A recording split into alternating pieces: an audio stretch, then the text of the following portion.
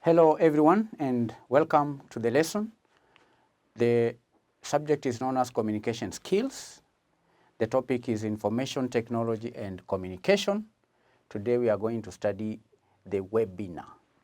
The webinar candidates is made up of two words. That is web and seminar. It's made up of two words, web and seminar. So the term webinar describes the online transmission of seminars or presentations or similar content using video technology. So a webinar is interactive and it therefore allows two-way communication between the organizer and other participants. So the organizer could be a company or a body, then there are participants. In simple words, a webinar can be defined as a seminar conducted online.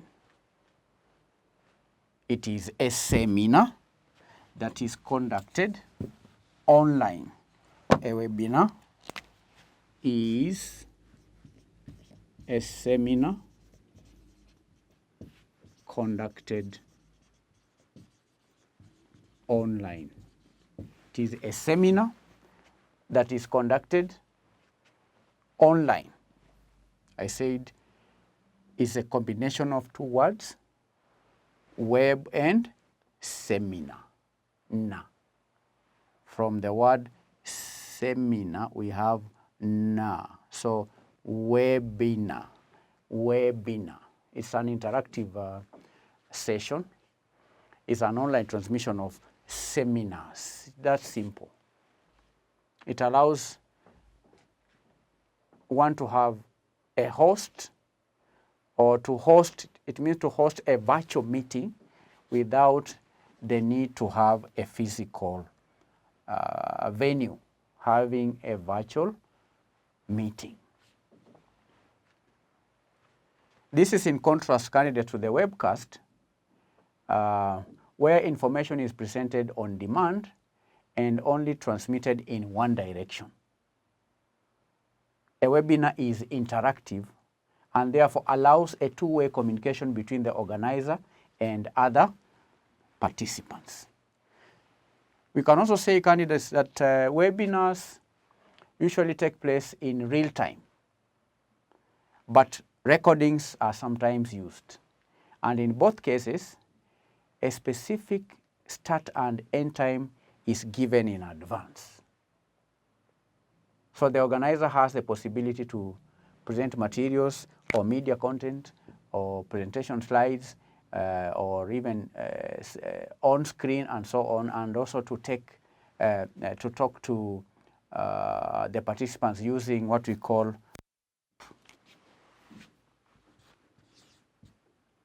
VoIP. Now, VoIP, candidates, is a technology that uses internet to make phone calls.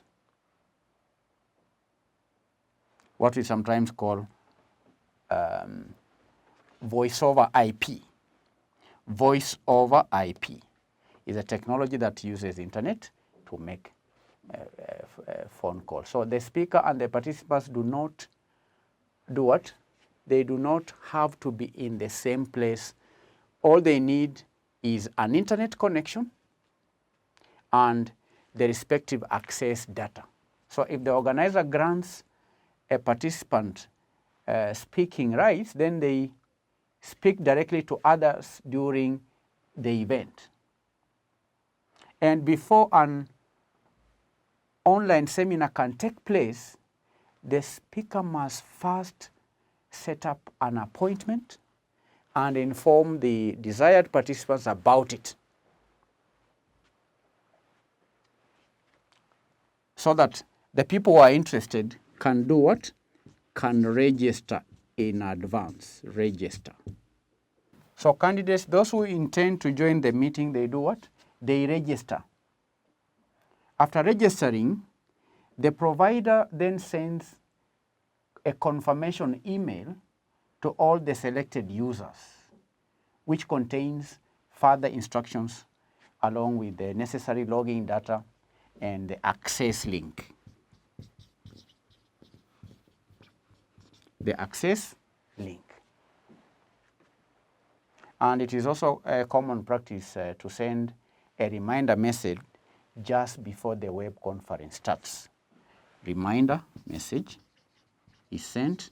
Of course, remember we say that a webinar will always indicate the start time of the semester and the end time. So just a few minutes before the start time of the webinar, the convener will send a reminder message just before the web conference starts. And when the webinar begins, participants connect to the web conference room, which requires a standard internet browser. Standard internet browser, which requires a standard internet browser. And if you want to create a webinar, candidates, you will find special webinar softwares online. Webinar softwares. If you want to conduct a seminar online, then you can download some webinar softwares on the internet. And in some cases, there are those that are free, and there are those that you may require to pay. And once one is connected to the webinar room, then he or she can follow the live broadcast. So you connect in using the access link, and then you can now have access to the seminar that is online. And typically you can switch between several windows that present different contents, or you can perform different functions. And normally there is a main image which shows the presentation slides or the speaker screen, for example. And there is also a slight small window in which the speaker can be seen live. And additional windows may also include a list of attendees. It may include a chat feature. It can also allow access to shared files. And if it's a recording, the stream and the communication elements are obviously not part of the webinar. So that's how a webinar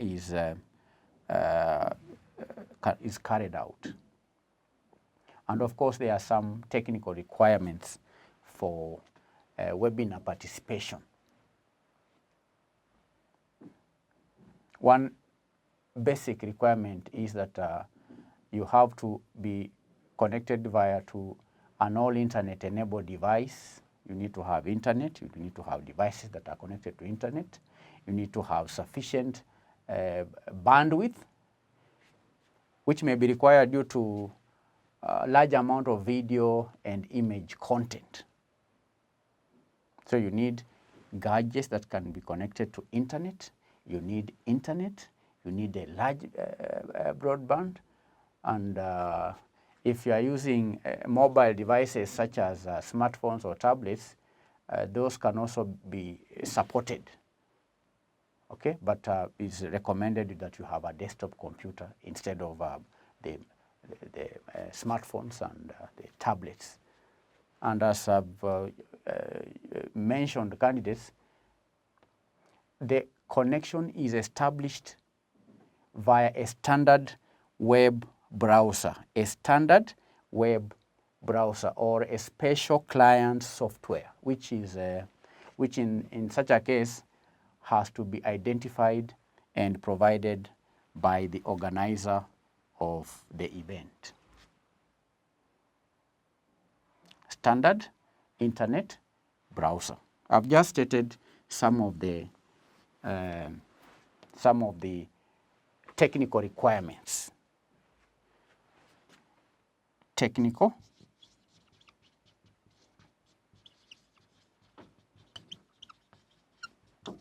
If you are taking notes, then in your book, you need to have a subtopic there, technical requirements for webinar, or technical requirements for webinar participation.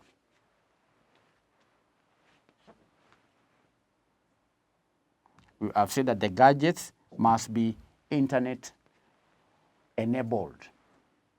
Internet, one is internet enabled devices. You need to have internet enabled devices. I've mentioned the desktops, the smartphones, and so on. Then I've also stated sufficient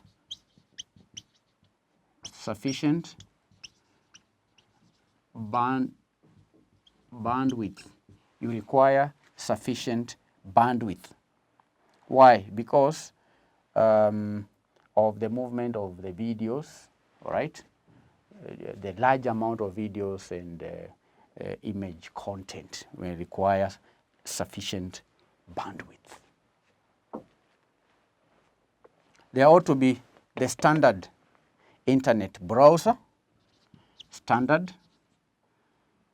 a standard internet browser which is provided by the organizer, standard internet browser, a standard internet browser that is provided by the organizer. Alternatively, I've said that there could be a special client software which can instead be used instead of the standard internet browser, which has to be provided by the organizer of the seminar. So these are some of the technical requirements. One may also need speakers, may add speakers or headset. You may require to have speakers or headsets or audio playback and so on. So if you want to communicate directly with the speaker and other participants, you may also require what we call a webcam. If you are attending the seminar and you want to communicate directly to the organizer or the presenter in a seminar, then you require to have a webcam. You may require to have a microphone or microphone. So these are some of the technical requirements for one to take part in a webinar. And candidates, there are two types of webinar. We have a live webinar and pre-recorded webinars. Types of webinar. Types of webinars. We have one, live, and two, pre-recorded. Live webinars and pre-recorded webinars. Live webinars happen in real time and they allow for much interactivity because the audience can ask questions at any time and they can get the answer immediately. But pre-recorded webinars, these are ones that are already recorded or they have already taken place and are usually offered as a replay. That means that the audience can't take part in the live chat, nor can they get their questions answered. it's pre-recorded. It's like the video you are watching. This video is pre-recorded. You cannot ask me a question as I'm speaking to you now. Unless you go to the video, below this video, there is a comment section where you can post these, your questions or your suggestions, pre-recorded. But at times when we have live classes, where you can ask questions in real time, and the questions can be answered in real time. So that is two types of webinars. All right? Two types of webinars. Now, what are the advantages? Advantages. Of course, there is savings on cost. This is cost saving. Cost saving. Now, this is through traveling. There is no need to travel or to book a hotel or to incur other costs that are related to traveling in order to attend seminars. Webinars are also simple. They are simple as I just described here. They are simple and automated. They have what we call simple and automated system of registration. Automated. You can register online. Automated registration. You register, you are sent a link, you are sent a reminder, you have a standard internet browser, then you attend the seminar online. Simple and automated registration. It's also easy to exchange information. Easy to exchange information. Easy to exchange information before, during, and after the seminar. Number 4, it allows for anonymous participation. Anonymous participation. The participants can hide their identity as they attend the meeting. Anonymous participation. Number 5, remember here we talked about pre-recording. That is an advantage. How is it an advantage? It's an advantage because the participants can record and replay the seminar in future. Record and replay in future. You can record the seminar so that you can view it again in future. The 6th advantage of webinars, the 6th advantage is that they can be used as an evidence that communication took place. Evidence that communication took place. If you are, say, a manager of a department, you can have a webinar with the employees who are in remote areas, and that meeting can be recorded and kept as evidence, so that in future there can be no doubt whether the meeting was held or not, because that record can be kept as an evidence that the meeting actually took place. All right? So these are some of the advantages of webinars. We will move on to discuss the limitations or disadvantages. Limitations of webinars. What are the disadvantages? One, technical problems. Technical problems can lead to the event being cancelled or prevent participants from joining in and so on. Technical problems on the part of these gadgets, because we said you need internet. You can have internet failure or downtime. You also say that you need sufficient bandwidth. That can be a technical problem on the part of the organizer or the participants. Speakers and webcams, they can fail in midstream, and that is a limitation. The second limitation is that the participants' mood and motivation is difficult. It is difficult to determine or know, I can say it is difficult to determine or know the participants' mood, okay, or motivation.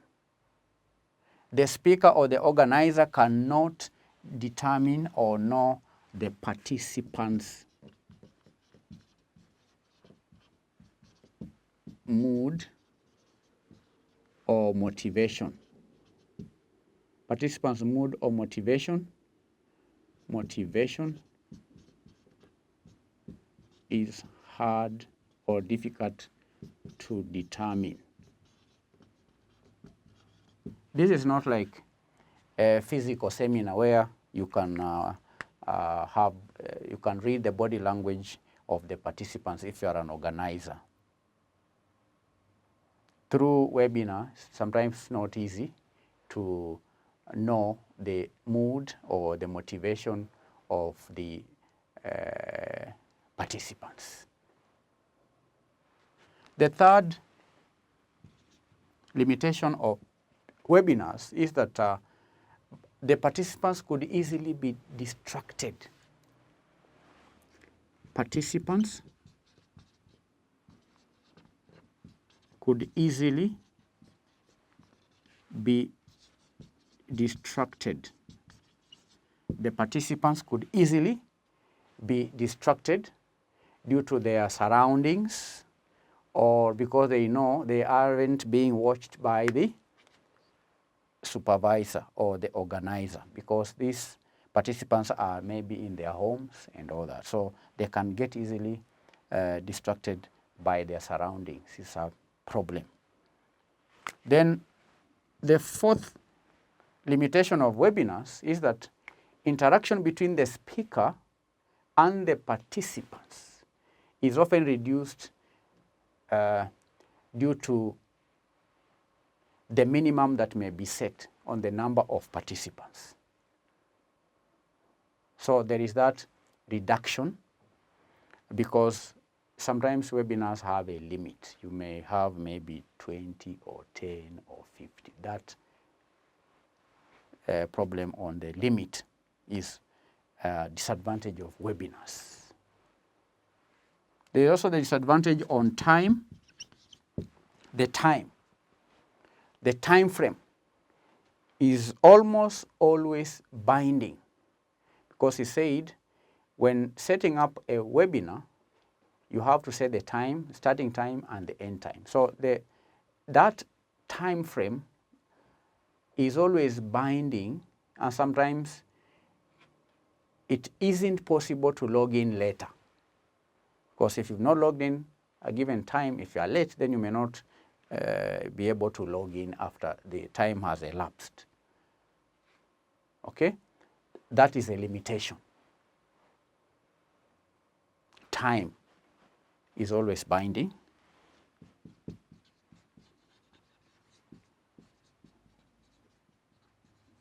Such that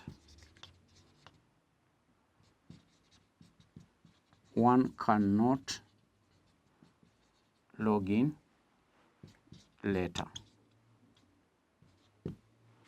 The fifth limitation of webinars is that sometimes the internet connection can be poor. Poor internet connection can affect the effectiveness of webinars. So these are 5 limitations of webinars. And on that note, we will bring the lesson to an end. In this lesson, candidates, we defined webinars. We outlined the technical requirements for webinars. We've discussed the advantages of webinars and the limitations of webinars. Here is your today's assignment.